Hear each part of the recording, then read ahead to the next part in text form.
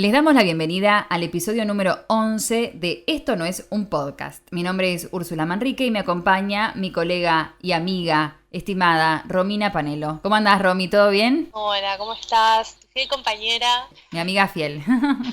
¿Estás lista para volver a adentrarnos en alguna de estas cuestiones artísticas? No sé si una puede estar lista para adentrarse en este tema que vamos a enterarnos hoy. Nos vamos a acercar. Hoy el disparador, el eje central que nos ocupa, va a ser una obra en particular de un artista, en particular también. Es una obra que ha suscitado un montón de interrogantes a lo largo de la historia, desde que ha sido creada. Ha suscitado toda especie de interpretaciones.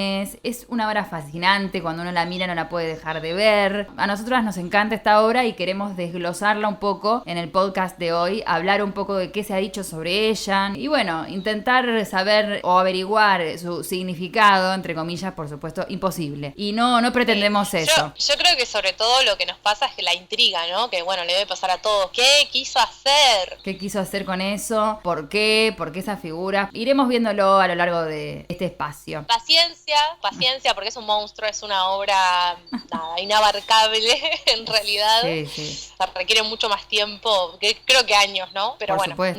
no vamos a hacer eso. Solamente vamos a hablar porque nos gusta. Y porque el aire es gratis. Porque podemos, lo hacemos porque podemos. Perfecto. Es una obra compleja de ver ya desde el vamos. Y tiene muchísimos elementos, muchísimas cosas que nosotras vamos a intentar ordenarlo para que ustedes más o menos la tengan en la mente. Por supuesto que la obra va a estar en nuestras redes y demás para que la puedan ver. Vamos a ir desglosándola de a poco, pero por supuesto van a quedar cosas afuera, figuras afuera como siempre. Es inabarcable, es enorme. Estamos hablando de un artista en particular que se ha dado a llamar el Bosco, pero que en realidad su nombre creo que era Hieronymus Bosch, ¿no? Algo así. Alto nombre. Hieronymus era el apodo, me parece. Su nombre era Jeroen, con J, Jeroen Antonison Van Aken.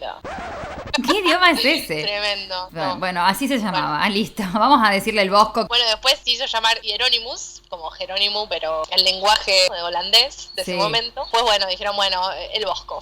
Pero imagínate lo complejo que era el nombre, que el Hieronymus era el apodo. Pero bueno, en este momento, para ubicarlos un poco en tiempo y espacio, el Bosco nació, como decía Romy, en la actual Holanda, en los Países Bajos, en el año 1450. Sí. Pero no se sabe, ¿no? O sea, no se sabe bien cuándo nació. Es cierto, se cree que en el año 1450, pero hay mucha incógnita también. Eso es lo que también le da como un cierto plus, porque hay incógnita en torno a la obra y también hay mucha incógnita en cuanto a el artista. Se conoce muy poco de él, la gente no es que se documentaba como ahora. Se conoce que sí existió, por supuesto, pero se conoce muy poco sobre su vida, sobre cuándo nació. Tiene una biografía, pero hay muchos huecos, como que bueno, de tal año a tal año, bueno, suponemos que hizo esto, pero no hay registro. Claro, tal cual. Y en cuanto al ambiente de la época, digamos, en el norte hay una crisis en esta época del pensamiento filosófico que terminó en la Reforma que hablamos en el episodio de Caravaggio. Si no saben en qué consistió la Reforma, vayan a ese episodio y ahí les contamos mejor. Sí. El Bosco es anterior a la Reforma, donde el hombre está lleno como de esa problemática moral sobre su destino. Y como Miguel Ángel también es importante decir que en la época en la que el Bosco trabaja es contemporáneo, por ejemplo, a Miguel Ángel que está trabajando en la Capilla Sixtina, pero él como Miguel Ángel buscaba la solución de esta crisis en el arte, ¿no? Hay una situación bastante rara, en un ambiente enrarizado, ¿no? De angustia social, de crisis de conciencia. Él intenta describir estos vicios de la sociedad contemporánea y pone en juego al hombre, a la filosofía, a la religión, a la ciencia. Él se ocupa en su pintura de todos estos temas. Con respecto a su modo de ser como artista, podemos decir que, bueno, en sus paisajes tiene una técnica muy simple, bastante simple. También hace como una nueva técnica de chorreado con manchas. Es un artista muy consumado que trabajaba con reflejos, con transparencias, ¿no? Como era también habitual en el norte, que no es fácil. Yo quería decir dos cosas. Esto que dijiste de la Reforma. Pensemos que acá estamos en Países Bajos, en Holanda, ¿no? En este momento es Países Bajos y Holanda, en ese momento era Flandes. Ajá. Está como más al límite de Alemania. Y en este momento, a contrapartida de, por ejemplo, como lo mencionaste a Miguel Ángel, en Italia, cuando hablamos de la Reforma, sí, como que las bajadas de línea de la iglesia se daban más que nada a partir de Roma y ahí se expandían, ¿no? Claro, sí, por supuesto. Italia. Pero acá este tipo estaba como ahí el límite de Alemania, donde, bueno, había otro tipo de intercambio, ¿no? En cuanto a pensamiento y qué sé yo, pensemos que Martín Lutero, y que propone la Reforma, es alemán. Entonces, como que de ese costado había un poco más de licencia.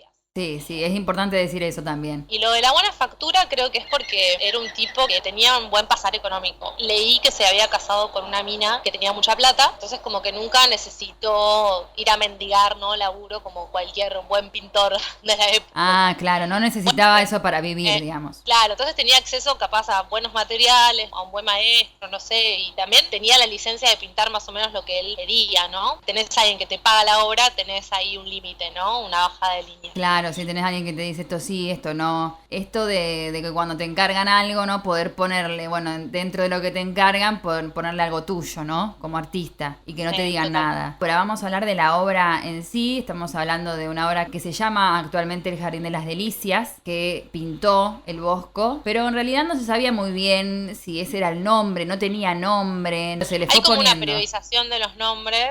Sí. Más como descripciones al principio, ¿no? El Jardín de los Sueños también vino. Primero se llamó Variedad del Mundo. Ese fue uno de los nombres que tuvo. Después se llamó El Cuadro de las Fresas. Hay mucha fruta, muchas fresas. Mucho fruto rojo. Claro, mucho fruto rojo que parece que tiene algo adentro porque todos los que lo comen en el cuadro Sí, están... algo sí. tiene ese fruto rojo, algo tiene. ¿Y este cuadro fue pintado en qué año? Ah, no sabemos. Se cree. No sabemos nada. Se cree que en el año 1500, digamos, entre el año 1500 y 1505. Se cree que sí, porque la datación oficial hoy, desde el Museo del Prado, donde está el cuadro hoy, entre el 1500 y el 1505. Ajá, ok. Yo lo que tengo es que se hizo un análisis, porque obviamente todo el mundo quiere saber cuándo lo pintó. ¿Te acuerdas que en nuestro capítulo, en nuestro episodio del precio de la historia del arte, Sí.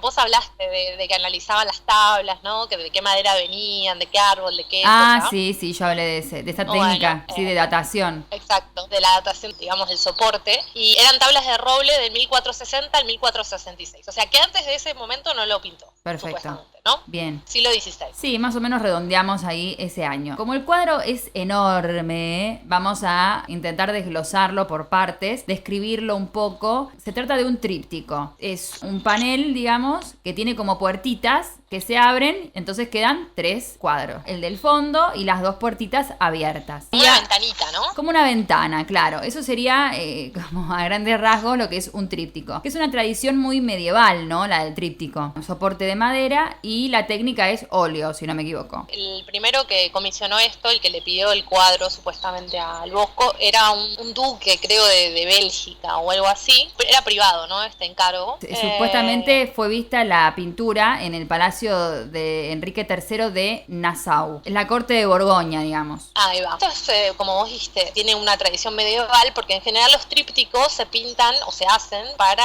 iglesias o edificios católicos, o sea, capillas, para poner en el altar. O sea, están cerrados, la teoría es que estén cerrados todo el tiempo, y en el momento ahí clímax del ritual de la misa, se abre. Bien. Esa es la función de un tríptico, pero acá él la pinta para un privado. Claro, es un comitente privado, como decías, muy probablemente de la alta corte de Borgoña. Después lo va a heredar Guillermo de Orange. Y bueno, después pasan un montón de cosas más que les contaremos, quédense ahí con el cuadro. Es genial también la historia alrededor del cuadro, no solamente la del cuadro, sino todo lo que hay alrededor. Bueno, volviendo un poco al análisis, como decíamos, es un tríptico que tiene estas 2 puertas que se abren, pero estas 2 puertas a su vez están pintadas. Claro, cerradas. Cerradas. Hay una pintura. Claro. Hay una pintura que es una esfera celeste, ¿no? Todo una grisalla, se le llama grisalla porque tiene colores blanco y negro, digamos. Claro, en tono de grises, digamos. En tono de los grises, sí, es como medio azulado, grisáceo. Es una esfera celeste, es como un plano y después una esfera, ¿no? Claro, es como como que lo pintó un terraplanista. Tal cual. ¿No?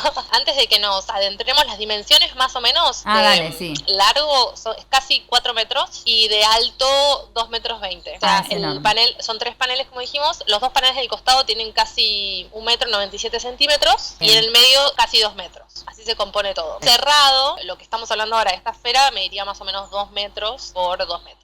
No, casi un cuadradito. Tiene un buen tamaño. El fondo es negro y tiene en el medio esta esfera, como si nosotros tuviésemos una esfera y cortada a la mitad, como que tiene un domo, ¿no? Arriba. Claro, es como una burbuja, como una esfera, una burbuja. Exacto, una burbujita. ¿Y adentro qué tenemos? Adentro tenemos minerales, o sea, roca y vegetales. Y se ve Dios Padre, supuestamente, que no se ve mucho. Dios Padre, tenemos a Dios, un señor viejito, que sería Dios, está arriba a la izquierda, ¿no? Fuera de la esfera. Dios Padre tiene como un librito y está señalando, como que le estoy dando bola a las escrituras, algo así. Bueno, y eso se abre, ¿no? Después de que lo vemos, una esfera va para un lado, una parte de la esfera para el otro y se abre el cuadro. Está escondido, eso está bueno también pensarlo, como que eso en realidad no es que vos entrabas al palacio de este tipo, primero como bueno, andás a ver dónde estaba, capaz estaba en un lugar más privado, pero digo como que si entrabas no estaba abierto, estaba siempre cerrado. Estaba siempre cerrado. Entonces se abría, ¿no? ¿Y qué pasaba? Primero explosión de color, ¿no? Hay los 3 paneles, como dijimos, en el de la izquierda tenemos como que se cuenta una historia. ¿Podemos decir que es narrativo? Sí, hay una intención de querer narrar algo. Digamos que los 3 paneles tienen una relación que nosotros podemos hacer como en cuanto simbólicamente. En realidad hay una relación con lo de afuera también, con la esfera. Ahora vamos a ver un poco las interpretaciones, pero con que esté cerrado, con que esté abierto, hay una relación también entre el afuera y el adentro. Bueno, primer panel. Sí. Lo que vamos a hacer, como hay mucho detalle acá, los detalles más o menos de las personitas, cuando ustedes vean el cuadro, es más o menos de 7 centímetros. Más o menos. Tiene mucho detalle, mucho. Hay muchísimos personajes y muchísimos animalitos y muchísimas cosas que, bueno, es medio buscando a Wall-E. Es un buscando a Wall-E. Sí, ¿cómo era que se decía en Francia? Le cambiaron el nombre a Wall-E. Así tremendo. Acá en Francia no se llama Wall-E. Cuando vos vas a comprar un libro de Buscando a Wall-E, se llama ¿Dónde está Charlie? O sea, ¿dónde está Charlie? Pero él tiene el mismo aspecto, ¿no? Con los anteojos, todo eso, el mismo aspecto. No, sí, es el mismo. Es el copyright, es la marca, pero se llama Charlie. Muy difícil de pronunciar, capaz, no sé. Pero es eso, porque es una profusión de cosas, de objetos, de animales, de cosas que no se entienden qué son, de arquitecturas extrañas, bueno, y uno no sabe por dónde empezar a mirar, eso es lo que pasa, como que la vista te acapara todo y decís, bueno, empiezo por acá. Aún el paraíso, que es este primer panel que estamos hablando, tiene un montón de detallecitos, ponele que un poquito más ordenados, ¿no? Pero aún así no se sabe bien qué pasa. Vamos a intentar ordenarlo un poco, pero no vamos a entrar mucho en detalle porque son miles de cosas y no podemos, pero más o menos una idea de lo que tenemos acá. Perfecto. ¿No? Primer panel de la izquierda tenemos, bueno, lo que nos llama más la atención es la fuente esa rosa en el medio y 3 personajes humanos que están ahí. En general, todo ese panel estaría representando cuando Dios ya creó a Adán y terminó de crear a Eva hace, 3 segundos y se la está presentando a Adán. Esta sería como el tema. Pero bueno, vamos a empezar por arriba de todo. Si ven arriba de todo hay como un fondo azulado que nos hace acordar un poco a Leonardo da Vinci, ¿no? Con la perspectiva aérea ahí. Claro. Para los que no saben, Leonardo como patentó esta idea de la perspectiva aérea, de que bueno, cuanto más lejos queremos ver con el ojo, más azulado se ve. Los objetos, azules. Cuanto más lejos los tenemos, no solamente que disminuyen su tamaño, sino también su color. Se da con un aspecto más azulado, digamos. Son los mismos tonos cuando el panel está cerrado en la esfera esa. Y tenemos más o menos las mismas cosas. Tenemos rocas y tenemos vegetales y hay unos pajaritos, nada más. Los pájaros como que crean una coreografía. Y después tenemos, están ahí bailando, una bandada. Claro, es una bandada que crea como una coreografía. Pasan por entre medio de una arquitectura medio extraña. Bueno, arquitecturas extrañas vamos a encontrar muchas acá. Segundo registro, podemos decir, es este lugar jardín, ya con colores verdes que predominan. Tenemos animales, muchos animalitos ahí, tranquis, animales que no estaban en Europa en ese momento. Sí, no estaban en Europa y no estaban donde estaba el bosco, digamos. Jirafa, hay un elefante, hay un unicornio que es muy bello. Y después hay animales que son como medio raros. Tipo, hay un canguro que tiene como cara de perro. Tiene 2 patitas nada más. Son animales muy extraños. Claro. Sí, y la jirafa también es rara. Quizás no sabía el Bosco bien cómo era una jirafa. Tenía quizás algún conocimiento, pero nunca había visto una, por supuesto. Dato muy importante.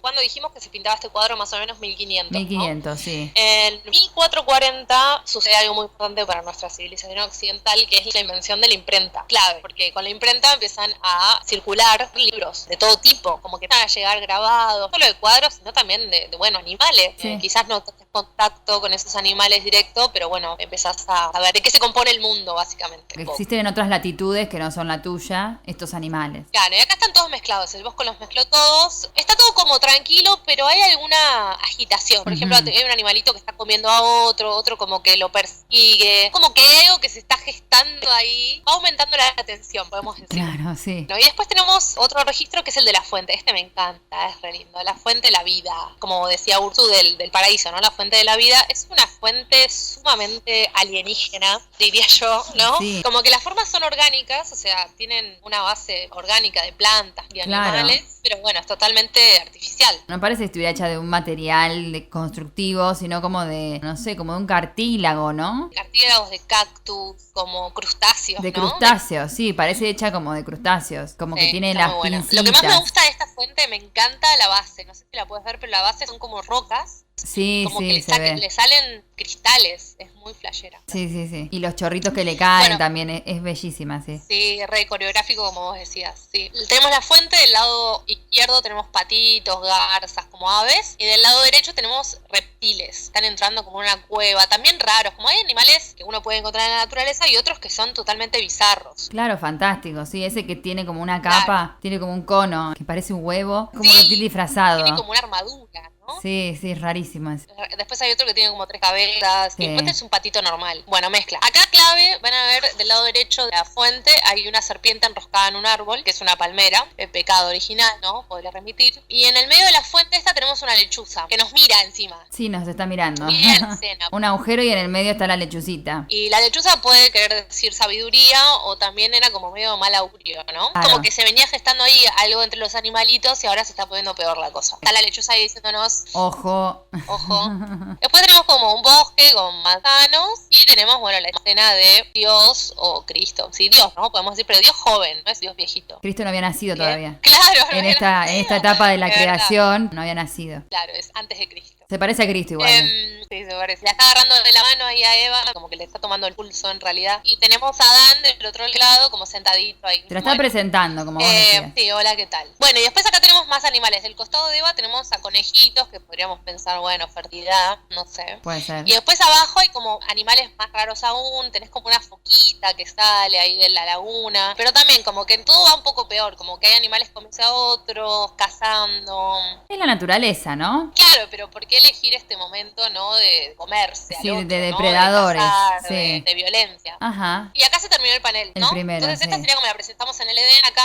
Igual un libro muy interesante para leer durante la cuarentena Sí, que también. estamos ahora es el Génesis. El Génesis es altamente fantasioso. Sí, tal cual. Está bueno para leer, qué sé yo. Sí, sí, es la creación del mundo. Panel del medio, quilombo. Bueno, y acá viene la parte de la danza. Se parece un poco al panel anterior. Sigue la línea horizonte de arriba, ¿no? Tenemos ese horizonte azulado todavía. En el panel anterior teníamos las avecitas, las montañas, los minerales, los animales, fuente de la vida, creó al hombre y la mujer. La creación. Y acá, bueno, ya están creados en el segundo panel del medio. Y bueno, en la parte de arriba ahora ya no tenemos solo pájaros, sino que tenemos animales fantásticos también, como hombres, mitad pájaro, mitad reptil, peces con alas. Cosas muy extrañas que están volando por ahí. La verdad que si tienen tiempo y pueden hacer zoom en la obra, ven cosas que vos decís, ¿qué es esto? No puedes creer que hayan sido creadas en el 1500, de la cabeza de este buen hombre, el Bosco, ¿no? Qué imaginación. Tremendo. Así se imaginaba la creación del mundo, ¿no? Como que este era el universo para el Bosco. Entonces este sería el Edén. Claro, el Jardín del Edén. Jardín del Edén. Tenemos la fuente de los 4 ríos, que bueno, es famosa también en las escrituras en la Biblia. Y estos 4 ríos, tenemos como 4 construcciones, serían la fuente de los ríos, y en el medio hay otra, ¿no? Como que sería la unión. Claro, todo confluye en el centro, los 4 confluyen en el centro. Lo mismo, esta arquitectura extrañísima, orgánica, pero que no existe, ¿no? Nunca existió tampoco. Cosas muy raras, atravesadas por cristales, hay mucha transparencia, como decía Utsu. Y en este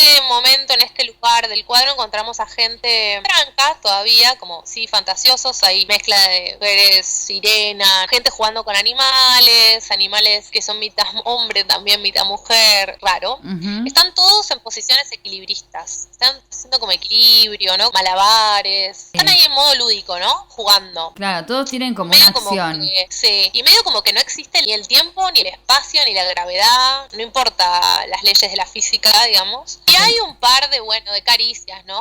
Sí, hay mucho contacto físico. Hay contacto físico acá. No es una locura, pero bueno, tranca, ¿no? Ahí en donde está el mejillón, donde se ven unas patitas saliendo de ahí, unos piecitos. Sí. Ahí se puede intuir que algo pasa, ¿no? Que hay alguna relación de tipo sexual. Hay también un montón de gente que entra como un huevo, otro grupo que está sosteniendo una fresa enorme, una frutillita enorme. Y bueno, acá empiezan los frutos. De tamaños chiquititos y otros que son más grandes que la figura humana. Totalmente ilógico, ¿sí? Fantasioso, ¿no? Hay una mezcla de cosas. O sea, acá los protagonistas son la figura humana, pájaros, peces y frutos. Y los frutos, y sí. todos esos elementos mezclados, todas las posibilidades que haya de mezcla están acá. Sí, tal tipo, cual. Fruto, ave, ave pescado, ave pez, todas están acá. Sí, es como un mundo muy, muy confuso. Por ejemplo, hay pájaros que son más grandes que los seres humanos. Montan a los pájaros como si fueran unos caballos, ¿no? No, es claro. un mundo muy diverso. Las frutas también son enormes y juegan un papel importante. Por eso quizás se llamó cuadro del de las fresas antes, ¿no? Porque estos frutos son comidos por todos y se ve que algo tienen porque hay como una algarabía, no sé, como una embriaguez, ¿no? Me imagino que deben producir estos frutos al consumirlos. Claro, pero hasta el momento, digamos, primer panel, segundo, está todo como bien. No quiero decir controlado porque no lo está, pero digo como que todos la están pasando bien. Se ve que lo están pasando bien, sí, no se ve que están sufriendo ni nada, o sea, en sus expresiones, que si bien, las figuras son muy planimétricas, bastante, no tienen mucha expresión ni nada por el estilo, no la están pasando mal, digamos, no se ve eso por lo menos. Claro, está ahí como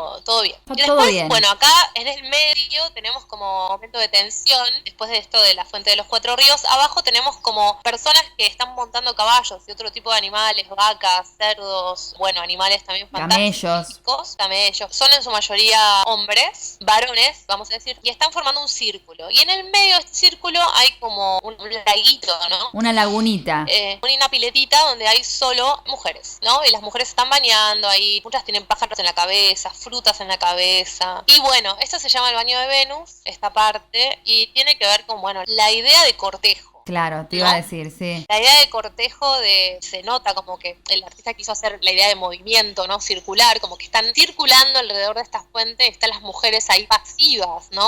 Como claro, bueno, ahora vamos a hablar un poco de eso, pero sí, y están los hombres como al palo, todos. Les están haciendo la pasadita, ¿no? Están como desfilando ahí. Están pasando delante. Genitales, ¿no? Claro, pavoneándose delante de ellas. Claro, ¿no? Bueno, así, como cortejando. También hay un par de animales, o sea, más allá de los que están cabalgando, al costado hay otros animalitos, otros grupos. Lo mismo, frutos, peces, pájaros, lo que se pueden imaginar. Sí, me matan las burbujas también, estas transparencias, ¿no? Hay 2 figuras humanas adentro como de una burbuja, como globos. Ese es el registro de abajo. Sí, y acá después del cortejo de Venus, acá viene, bueno, directamente de la orgía, ¿no? Podemos decir.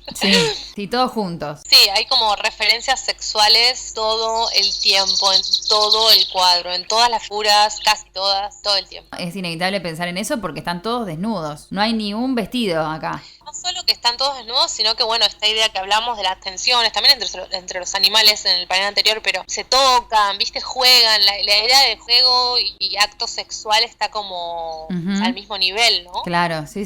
Capaz en los primeros que vimos, en los que vimos antes, en los más de arriba es más juego, pero acá ya no, acá ya es acto sexual grupal, de nuevo, entre personas con personas con animales, personas con frutos. El acto sexual no se limita al ser humano. Claro, como alusiones, ¿no? También, no es que haya nada explícito, digamos. Bueno. Más o menos. Y bueno, a la izquierda tenemos los pájaros que decía Ursu, hay unos muy grandes, como una lagunita, frutos, las personas adentro de la burbuja. De nuevo son como estructuras artificiales, porque esta burbuja no existe, pero parecen como plantas, ¿no? Claro, como que sale de una flor, eso. Y bueno, después ya se adentrarán. Hay uno que lo está azotando al otro, es muy buena esa, con una flor. O sea, yo encuentro acá mucha referencia al acto sexual y al acto con el ano. Ahí sí, por es todos cierto. lados, sí. por todos lados. Sí. Digamos que Freud todavía no había nacido en este momento, pero creo que sacó todo acá. De nuevo hay peces, hay animales, como dijimos, y lo interesante es que hay figuras negras. Y hay relaciones interraciales, ¿no? Claro, exacto. Es como que están al mismo nivel. En este momento estaban empezando, creo, con el tema de la esclavitud Portugal, el reino de Portugal, pero acá están como a un mismo nivel, están haciendo la misma que todos los demás. Tienen otro color de son piel. Figuras blancas, pero hay, exacto. Al costadito izquierdo de este panel, o sea, más cercano al panel anterior, al que vimos de Dios Padre con Eva y Adán, como figuras que están señalando. Parece como que señala al pájaro, pero podrían estar señalando al panel anterior. Puede ser. Hay una mujer como con el brazo así así como mirá. Claro, como mirá No, lo que ya vamos- pasó, al primer panel lo interpretamos como algo que pasó antes de esto. Exacto. Y en la misma línea, o sea, abajo de todo, en el borde opuesto, o sea, en el derecho, hay como una figura, como que sale de una cueva, no sé si la ves, y que está Sí, sí, apuntando sí. a una mujer. Es la única figura que está vestida, es el único como un Sí. joven ahí vestido y la señala a una mujer que tiene una manzana en la mano. Esa claramente es Y- Eva, ¿no? La culpable de Sí, todo. claro, porque una interpretación de todo este cuadro, ahora vamos a ir al último, es que bueno, estaba todo bien hasta que crearon a Eva. Estábamos en esta situación de lujuria, todos lo estábamos pasando genial, nadie le importaba, no había prejuicios. Y bueno, Eva es la fuente de todos los males. Si seguimos esa interpretación que Adán pecó por Eva, ¿no? Porque Eva lo indujo a que coma del árbol, Sí. la manzana, digamos que todo este Edén se va a terminar porque Eva tiene la culpa, ¿no? Cualquier similitud con Por la su- realidad. En realidad el pecado original no fue el deseo carnal, sino que fue la desobediencia. Claro, cuando Dios crea a Adán y a Eva le dice que se tienen que procrear, ¿no? Que tienen que poblar la tierra. Entonces el hecho sexual no sería un pecado en sí, excepto, bueno, que se utilice para otras cosas que no sean la procreación. Puede pensarse de ese modo, ¿no? Pero sí es la desobediencia. Les dijo Dios, bueno, pueden comer de cualquier fruto de acá del jardín del Edén, pero del único fruto de que no pueden comer es del árbol del bien y del mal, es de este. Tienen todos los frutos del jardín para comer, porque es justo este, ¿no? Pero bueno, como justo ese les dijo que no podían comer, y bueno, ahí viene la serpiente también encarnada, ahí el diablo encarnado en serpiente, diciéndoles, coman de acá, no pasa nada. Supuestamente Eva dijo, no pasa nada, comamos. Y ahí Bueno, desató todo. pudrió todo, ¿no? No, y aparte el tema de la desnudez, porque antes del pecado original, los seres humanos se decía que andaban desnudos y que no tenían vergüenza de su desnudez. En cambio, en el momento de la desobediencia, cuando prueba el fruto prohibido, Eva, y Dios los expulsa del paraíso, viste que siempre en las representaciones pictóricas y en las escrituras también lo dice, ellos se cubren y empiezan a matar Sí. animales para cubrir su cuerpo. Sienten vergüenza de su propio cuerpo desnudo, pero eso antes no sucedía. Sí, total, se ven expuestos, claro. Y ahí empieza la culpa también. Importante, sí, la culpa, total. Sí, totalmente. O sea, el pecado original fue la desobediencia y después culpa por haber desobedecido. Tremendo. Ahí está, claro. No solo eso, sino que bueno, acá el germen de todo este mal, además de la serpiente y qué sé yo, es Eva. Y por eso el castigo, además, ustedes leen el Génesis, léanlo, porque la verdad que es muy increíble todo. Pero si ustedes lo leen, después de que los expulsan, también Dios le dice, bueno, ahora van a tener que laburar, cazar sus propios animales, se van a tener que arreglar.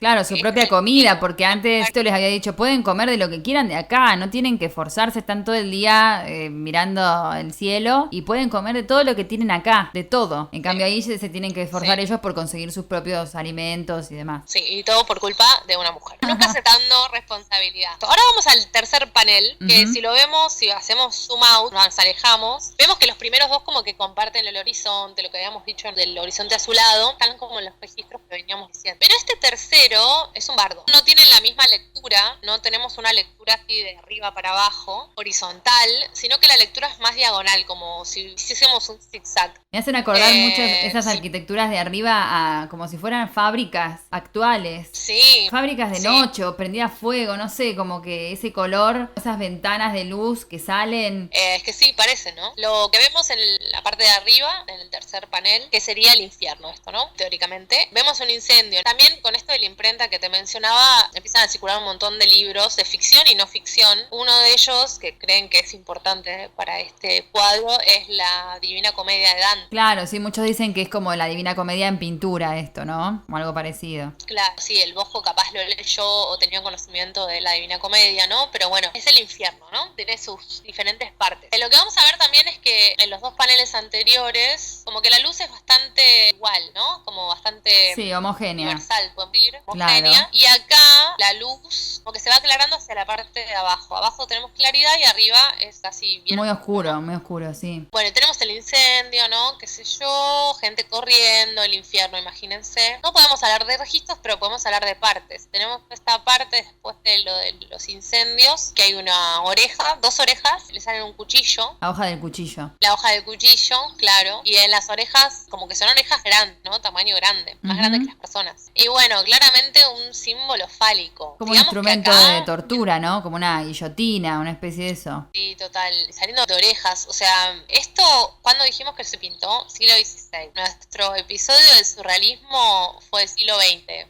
Sí, es rarísimo. Yo creo que el surrealismo al lado de esto es un poroto. Claro, no, y aparte por eso estamos siempre hablando de que a veces las categorías, ¿no? Con las que hablamos del arte y demás, y bueno, tenés un caso de estos, ¿y qué decís? ¿Le decís surrealismo? Y no, pero no estaba inventado todavía, y bueno, pero es recontra surrealista, entonces que no podemos tampoco delimitar con nombres a veces, ni con movimientos, las cosas que pasan, ¿no? En el arte. Toda esta mezcla de cosas tiene como una cuota onírica, fantástica. No, total. Y no sé, como descabellado. También en el infierno, ponele, pero también en el Edén, en el primer panel, como que todavía no había creado a los humanos, hay como una cara que nos recuerda un cuadro de Dalí. Claro, esa cara es la que después utilizó Dalí en su cuadro en El Gran Masturbador. Utilizó como ese rostro que es como una figura antropomórfica en la roca, ¿no? Que hace el bosco en el paraíso y tiene arriba como un animalito, sería, que hace como las veces de un ojo cerrado. Lo que hizo Dalí posteriormente fue que a esa imagen la dio vuelta y formó como también como si fuera una isla, pero con este rostro dado vuelta, ¿no? En todos los paneles, en los tres, hay referencias sexuales, como dijimos, referencias fálicas, o sea, la referencia a la masculinidad está por todos lados. De hecho, dicen que los pájaros y los peces representan todos el sexo masculino. Si sumás esos tres elementos, te sale un Dalí. Claro, puede ser, sí. Referencias fálicas, seres extraños, referencia sexual y ya está. Otro que era surrealista y no lo sabía, como Frida, ¿viste? Bueno, volvemos al infierno. Bueno, las orejas, como que están direccionándose hacia una gaita rara. Sí. Igual la gaita también era en ese momento referencia masculina, pero bueno, no se sabe. Después tenemos al hombre árbol. Se hicieron muchas reproducciones de esta parte solamente. La verdad que es muy playera. Y ocupa un lugar muy central, ¿no? Ahí en el panel. Está como en el medio del infierno. Es un hombre que tiene patas de árbol, tiene como en el centro medio un huevo, pero sigue siendo árbol, y una cara como con una placa arriba de esa placa a la gaita. La cara dicen que puede ser el Bosco. Podría ser un autorretrato. ¿No? Pero nos está mirando como que, ¿dónde estoy? ¿Cómo llegué acá? Gente subiéndose al árbol, ¿no? Como que dentro del árbol, en este huequito, hay una mujer pidiéndose vino. Hay muchas referencias políticas de este momento. No nos podemos meter demasiado, pero esta parte del árbol sería como la parte del infierno del hielo. Tenemos el infierno del fuego al principio, y abajo del hombre árbol tenés los patinadores, como personas con patines. Algunos son enormes, otros no. También de nuevo animales extraños, personajes siendo torturados. Lo de abajo de todo también, sobre todo, mucha tortura, se ve mucho dolor, ¿no? Hay muchos instrumentos musicales que después, bueno, han querido también como recrear estos sonidos. Estos instrumentos son instrumentos que han existido. Vamos a intentar subirlo. Una profesora de Oakland, creo, con sus alumnos intentaron como reproducir musicalmente esa partitura y bueno, es algo medio tétrico. Es lo que pasa con todo el infierno, porque todo es una bendición hasta que es por siempre, ¿no? Como en el infierno todos los castigos eran perpetuos, entonces esta música que a uno le puede parecer o placentera o lo que sea, si es ejecutada por toda la eternidad, no es tan placentera, ¿no? También para mí tiene que ver con eso, o sí también con sonidos capaz más disonantes. Sí, y también me parece copado lo que dijiste de los placeres, porque acá los músicos, no queremos decir nada en contra de los músicos, pero los músicos inspiraban esta vida de bacanería, ¿no? De estar todo el día ahí medio de la hipiada, ¿no? De estar ahí tocando música, de moverse, de no tener un lugar, de no tener valores, ¿no? Como que toda esta idea de entregarse a su deseo. Y abajo de todo hay una figura que está como abajo de un laúd sepultada, ¿no? Como que se cayó el laúd arriba. Se ven los glúteos y en los glúteos hay una partitura escrita, entonces le están señalando y se están riendo como, ay, tiene algo escrito ahí en el glúteo y es una partitura que se puede leer, tiene notación musical, también se puede recrear. También hay uno que tiene una flauta metida en el ano, como que la referencia siempre está, ¿eh? En el panel anterior eran flores y se lo estaban azotando ahí bien, la estaba pasando bien, acá no la está pasando tan bien. Después tenemos al devorador, que este también es clave, también tiene que ver con la defecación, como que hay mucha referencia a eso. Pero hoy se hizo una fiesta. Y viste que abajo también hay como mucha referencia a lo que tiene que ver con juegos de azar, ¿no? Una tabla de backgammon, naipes ahí desparramados, el dado que está arriba de la cabeza de la figura femenina, timba, ¿no? Es timba pecado, ¿no? Timba pecado, total. También hay animales, ¿no? Raros, nuevos. El devorador se está comiendo una persona y la está defecando al mismo tiempo. abajo. Sí, es tremendo. Cae en un pozo de caca, y hay otro que está haciendo caca, pero salen monedas. Hay otro que está vomitando, es como tremendo. Y aparte cuando se lo está comiendo la persona, del mismo glúteo de la persona salen escopetados, como estos pajaritos, ¿no?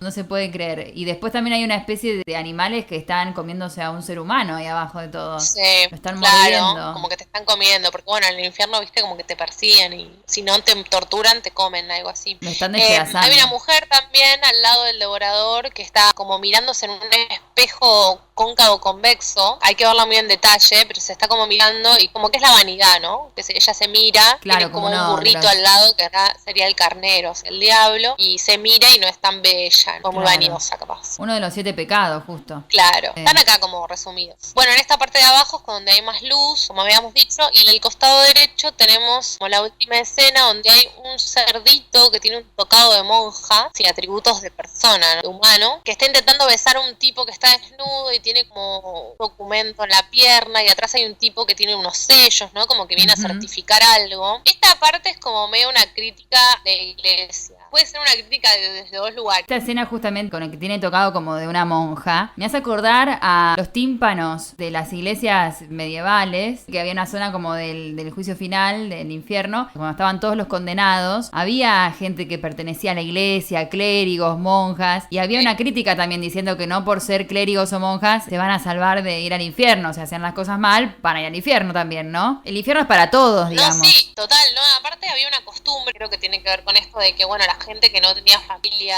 que se había quedado medio sola, como que bueno, vení, la iglesia te recibe, firma este papel, vas a ir al paraíso, pero déjanos todos tus bienes cuando te mueras. Cuando vos te mueras, te vamos a hacer un montón de misas, vamos a rezar un montón por vos, por tu alma, para que llegues bien. Claro, sí. También la función de la iglesia, en realidad, ¿no? Intercesores. Claro, los condenados a muerte también me acuerdo que la iglesia les decía, bueno, redimite de tus pecados, te ayudamos como después de lo terrible que hiciste a entrar en el cielo, pero tenés que dejarnos todos tus bienes cuando te maten, porque ya los estaban por condenar a muerte. Y también se quedaban con esos bienes. Bueno, te vas a morir igual, pero dejaros todo. Claro, también hacían eso. Es una crítica, digamos, a esa costumbre. Exacto, pero en realidad es como que doble, que bueno, están acá en el infierno, esta gente. La crítica puede ser, o no rezamos por vos, o sea, nos chupó un huevo, nos quedamos con todos tus bienes, y no rezamos por tu alma, por eso estás acá. O, lo peor, creo, que es que como, bueno, rezamos, pero nuestros rezos no sirven para nada. Nuestra función en esta tierra no es real. No es valiosa, sí. Si hacemos una lectura como así, bastante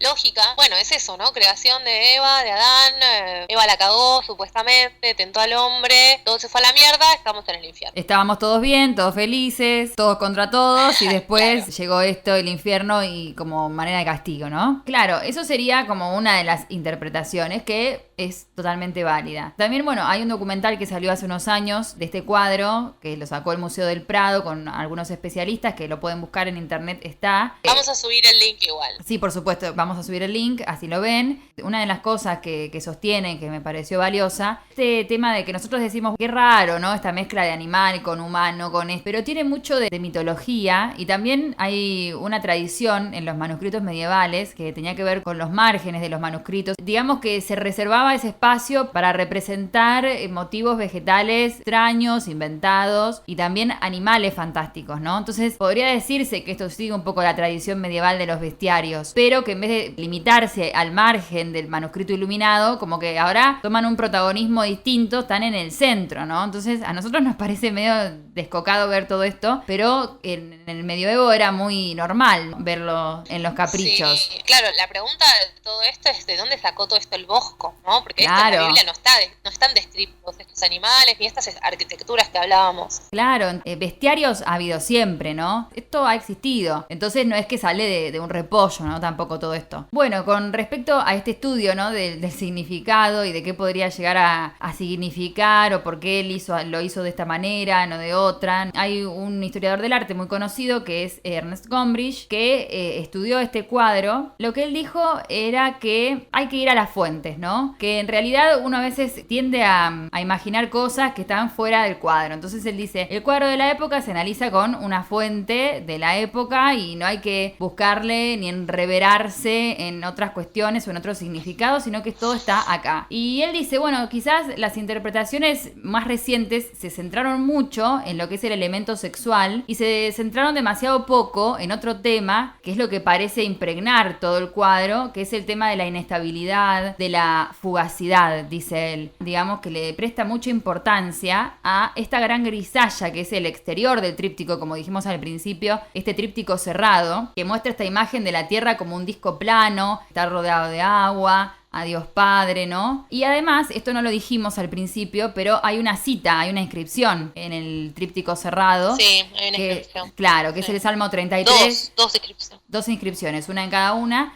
cita bíblica que dice, pues él habló y fue así, mandó él y se hizo. Entonces se ha supuesto, por lo general, que la inscripción, como toda la representación, se refiere a la creación del mundo con la tierra rodeada, ¿no?, de una esfera de cristal. Porque en teoría antes de crear todo, ¿no?, como que fue por días, ¿no? Uh-huh. Y la esfera por eso está en esos tonos grises, porque supuestamente en los primeros días todavía no había creado el sol, ¿no? Claro, después entonces separa. No se ven los colores. Claro, separa la luz de la oscuridad y demás. Entonces, claro, lo que ve el historiador, examina unas rayas claras curvadas que están bajo la nube de tormenta en la parte izquierda y dice que no coincide la apariencia con lo que nosotros sabemos de los reflejos en una superficie cerrada. Entonces, él dice, bueno, voy a buscar una interpretación alternativa. Entonces se pregunta, ¿estas rayas quizás representaban el arco iris? Entonces ahí empezó a investigar y ahí empezó a ver que había una manera completamente distinta de enfocar este significado de todo el tríptico. Y el arco iris, dice él, es la señal de la alianza que hizo Dios con Noé después del diluvio. Entonces dice, bueno, si el tema del tríptico es el diluvio, entonces la tabla central puede representar el mundo antes del diluvio. Recordemos que era Sodoma y Gomorra, estaban las personas adorando dioses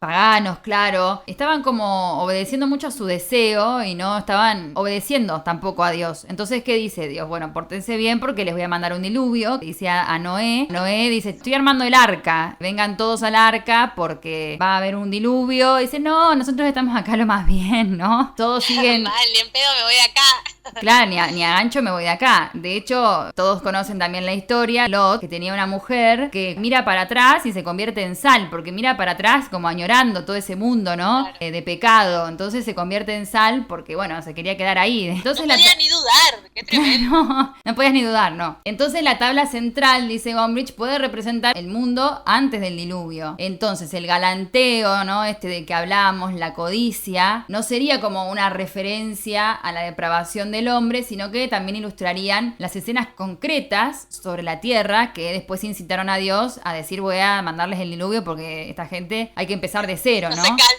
No se calman. Voy a tirar una agua fría porque... No están entendiendo, ¿no? Y bueno, lo que constituía, dice el historiador, el verdadero pecado del hombre antes del diluvio era la ausencia del sentido del pecado. Entonces, a él le parece mucho más probable que hagan este nuevo progreso en el desciframiento del Bosco leyendo la Biblia, como decía, y sus comentarios, que estudiando como una doctrina esotérica. Te da para pensar todo eso, te da como, te dispara la imaginación a un montón de lados, ¿no? Cosas extrañas, y hay mucho simbolismo, cosas que pueden querer decir una cosa u otra. Claro, sí. También hay un tipo que habla mucho de los refranes de la época, este lugar del mundo, en Holanda, Países Bajos, había una cultura muy rica en cuanto a refranes y a proverbios. Y también hay un tipo que habla mucho de que están representados acá ciertos proverbios. Es como que hay de todo. Puede ser, sí. Y no hay una interpretación. Claro. Y lo que dice Gombrich es, además, que eso no significa, o sea, que lo interpretemos como si fuera el mundo antes del diluvio, no significa que el cuadro deba considerarse necesariamente como una ilustración, sin recurso al simbolismo. Una cosa como que no quita la otra, ¿no? Claro. Pero sí se le pueden agregar otros aspectos a esta obra del Bosco. Y él dice, lo que sí, yo le sacaría el título del Jardín de las Delicias y le pondría la lección del diluvio como nombre, por ejemplo, según él, ¿no? Claro. Está bien, es interesante. Sí, está bueno pensarlo de otra forma. Lo que banco de Gombrich es que, como que es verdad, porque uno se basa en la Biblia, en las escrituras, y va a la pintura, y además buscas en el cuadro una ilustración de del texto, eso me parece copado de su parte, como no como casarse con eso, ¿no? Con esa idea de que es una ilustración tal cual, literal. Bueno, y también como alejarte de todo lo que se está interpretando para poder verlo con otros ojos, aunque es medio difícil, pero bueno. Y lo que está bueno también que dice es que con toda la rareza, ¿no?, que tiene el tríptico, se ajusta más a la tradición de esta iluminación bíblica que a un género de fantasías simbólicas, ¿no? Entonces, Sí. Este antecedente en la iluminación bíblica es crucial para mí también. Que sí, lo que consideramos que en 1500 es re loco todo lo que vemos ahí, pero hay cierta tradición, ¿no?, ahí atrás. También está total, bueno verla. Además, esta idea de hacerlo secuenciado y como intentar contar una historia es muy medieval también, como que también eran prácticas que se hacían en ese momento. Bueno, y en cuanto al documental que les recomendábamos, mírenlo, no se los vamos a spoilear. Dicen varias cosas, entre ellas, por ejemplo, hay una restauradora del Museo del Prado que dice que los colores eran secretos de generación en generación. Por supuesto que las familias mantenían las profesiones a través de las generaciones, a la pintura también, por supuesto, y los colores a veces con los que está hecho este cuadro, digamos, no se conocen. La receta se perdió, ¿no?, de los colores que logra el Bosco en el cuadro. Son colores que no bueno. sabes cómo crearon. Y Sí. después, con respecto a la historia del cuadro, como decíamos al principio en cuanto al comitente, sabíamos que la pintura fue vista en este palacio del conde Enrique III de Nassau, de la alta realeza de la corte de Borgoña. Después supuestamente lo hereda Guillermo de Orange, y 50 años después de que el Bosco muere, el duque de Alba va a los Países Bajos como para acabar con el protestantismo y busca este cuadro, ¿no? Y obviamente no lo encuentra. Lo que hicieron fue que torturaron al portero hasta que les dijo en dónde estaba este cuadro. O sea, toda la... Me muero. Eso es bárbaro. Pobre portero. Por todo lo que pasó, ¿no? Este cuadro, que pobre portero lo tienen que torturar para que les diga dónde está. Y después Felipe II lo va a llevar al Escorial, que todos lo conocemos, ¿no?, al Escorial, pero no para ponerlo en los espacios comunes, sino para las habitaciones de él y su familia, y tampoco para darle un uso religioso, digamos. Sí, siempre se movió como en espacios privados, ¿no? Y Claro. espacios como muy de alta, como ahí encima de la pirámide, digamos, social y política, como con reyes, con duques, ¿no? Claro, con emperadores casi. Y bueno, estas licencias, como hablábamos de la reforma, que están ahí la gente desnuda, como que en una iglesia esto no se iba a permitir, ¿no? Yo igual, respecto a las interpretaciones que hay, yo compro la de Eva, ¿no? La de Eva como germen de todo mal. Ajá, sí, Porque sí. además el Bosco era parte de una secta, qué raro, no, mentira, de la Hermandad de María, ¿no? Era como medio una asociación, ¿no? Es una secta, Una vamos a... era una secta. No, era como medio una secta, pero que el culto era María. Era como un culto muy fuerte. También se habló mucho de que él como que estaba en otra secta que son los adamitas, o sea, los seguidores de Adán. Ujú. Pero bueno, eso no es aceptada ya, porque bueno, se comprobó que él era fiel miembro de esta Hermandad de María y muy devoto de María. Y a mí, la verdad que me resuena mucho todo esto con el capítulo anterior, el de los glúteos de bronce, en el que hablamos de estos mitos grecorromanos respecto a Atenea y a Pandora. Sí, me acuerdo, sí. Y la verdad que, o sea, me resuena todo. Suena a Pandora como Eva y Atenea es María. Y a mí me parece que el tipo dijo, bueno, esta es mi oportunidad para demostrar que María es lo más. Pero como María no solamente que engendró un hijo sin pecado, sin el acto carnal, sino que ella además fue concebida sin pecado también. En esta altura no me acuerdo si ya estaba el dogma ese, estaban como creando el tema de lo de Todavía la no. Inmaculada Concepción. Todavía no estaba instaurado, pero Claro. ellos seguían a María y creo que ese contraste, si bien acá no aparece María, pero hay un fuerte contraste, me parece, en cuanto a lo que puede llegar a generar Eva y lo que es María como intercesora, ¿no? Porque María es supuestamente la mayor intercesora entre la humanidad y Dios. Tiene mucho sentido eso, porque si el Bosco pertenecía a esta hermandad en donde exaltaban la figura de María, qué mejor que poner, como decías vos, el contrapunto en Eva, que bueno, Eva, la verdad que destrozó todo el universo y ahora viene María a intentar rescatarlo, otra figura femenina que viene como al rescate, ¿no? Encuentro mucha similitud con Atenea, ¿no? Como Atenea también nació de la cabeza de Zeus sin acto carnal, era virgen, representaba esta sabiduría, bueno, todos los altos valores griegos y romanos. Después Sí. en Roma es Minerva y me parece como que sí. Por eso Sí, compro esa teoría. Aparte me parece como la más lógica. Sí. Nunca vamos a saberlo. Aparte, hacer responsable a la mujer viene desde tiempos pretéritos y no es loco pensar que le estamos echando toda la culpa a Eva, por supuesto que no. Pero hoy en día también, la violencia de género es mucho como que vos me pones así. Es una frase como que a la cual estamos lamentablemente acostumbrados. Por lo menos uno de los mensajes es ese. Hay un montón más, pero uno también es ese. Llegamos hasta acá por esta mujer que nos hace... Claro, sí, la culpable de todos nuestros males. Bueno, igual es un monstruo, como dijimos, de obra. Tremenda. El documental que mencionaste, me gustó que una señora, una mujer, creo que era brasilera, tenía un acento portugués, como que ella dijo, la verdad que creó un universo. En un momento dice, estaba jugando a ser Dios. Y eso me gustó, como que sí. También está bueno lo de las radiografías, si les interesa todo ese tema de el análisis de lo técnico. Hay radiografías en donde se ve atrás si el Bosco corrigió o no.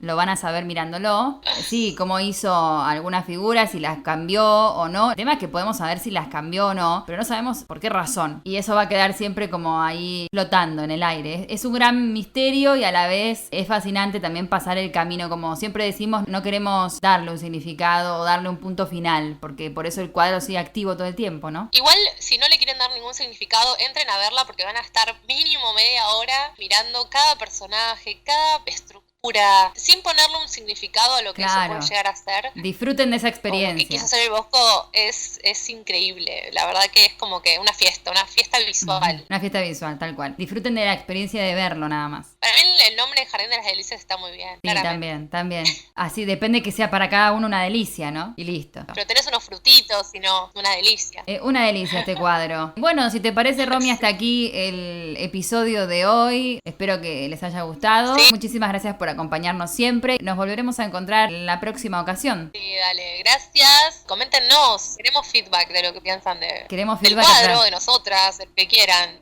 A través de nuestro Instagram. Nos veremos la próxima. Hasta entonces. Esto. Chao.